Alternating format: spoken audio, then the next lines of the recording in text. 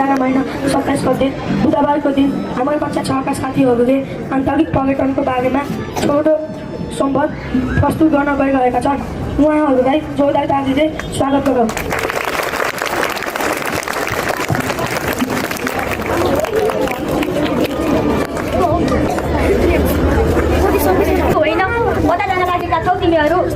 आज छुट्टीको दिन सबै साथीहरूसँग फुटबल खेलेर मनोरञ्जन गरौँ भनेर चौतर्फ जान लागेका। अनि तपाईँहरू पनि निकै भेला हुनुभएको रहेछ। तपाईँहरूको चाहिँ के विषयमा बुद्धि चल्दैछ काका?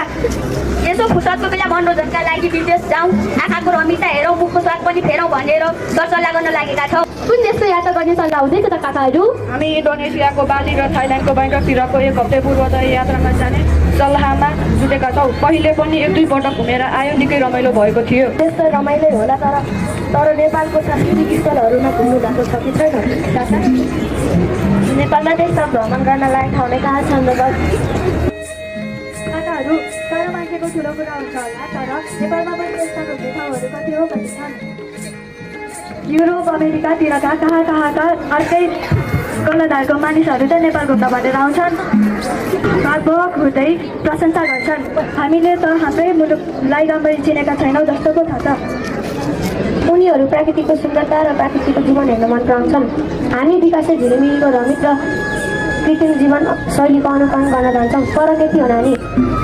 शासनका हाम्रा प्राथमिकता कता छ भनेको कुरा सचेत गर्नुभयो। हाम्रो सरकार 2-4 वर्षको फरकमा भ्रमण वर्षको घोषणा गरेर आन्तरिक पर्यटनको बढाउने भन्नुभयो। यी नानीहरूले त निकै गहिरो कुरा पो गरे त। तिमीहरूले यो कुरा कसरी जान्यौ?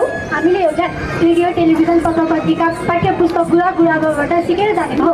साथै कक्षा 5 मा हामीले आन्तरिक पर्यटकको बारेमा परियोजना कार्य पनि गरेका थियौँ। सुन्नुहुन्छ भने अन्तरिक पर्यटकको फाइदा र घुम्ने ठाउँहरूको नाम पनि बताउन सक्छौँ। हामी मात्रै जसलाई सोध्नु भए पनि हुन्छ। कुरा गर न त, त्यस्ता ठाउँहरू कुन कुन हुन्? प्राकृतिक दृश्यावली भएका ठाउँहरू अनगिन्ती छन्। धार्मिक, सांस्कृतिक र ऐतिहासिक स्थलहरूको सूची बनायो भने त्यो पनि निकै लामो हुन्छ। एउटा कस्तुरी मृगले आफैसँग भएको सुगन्ध छाड्न नपाई डुलिरहन्छ रे। त्यस्तै हामी पनि हाम्रो देशमा भएको प्राकृतिक मडी नचिनेर कृत्रिम मडीतर्फ भौतारिएका हौ कि? 2-4 ठाउँको नाम भनी हेर न त। सम्पूर्ण देशले प्रकृतिमय छ। यहाँ पूर्वदेखि पश्चिमसम्म फैलिएका सुन्दर शिखराहरू छन्। सार्वजनिक शिखरहरू र त्यहाँबाट बगेका हजारौँ नदीनालाहरू छन्। नगाउने छाँगा र झरनाहरू छन्। अनेकौँ प्राकृतिक दृश्यावलीहरू, जैविक विविधता र धर्म संस्कृतिसँग जोडिएका प्राकृतिक र ऐतिहासिक स्थलहरू असंख्य छन्।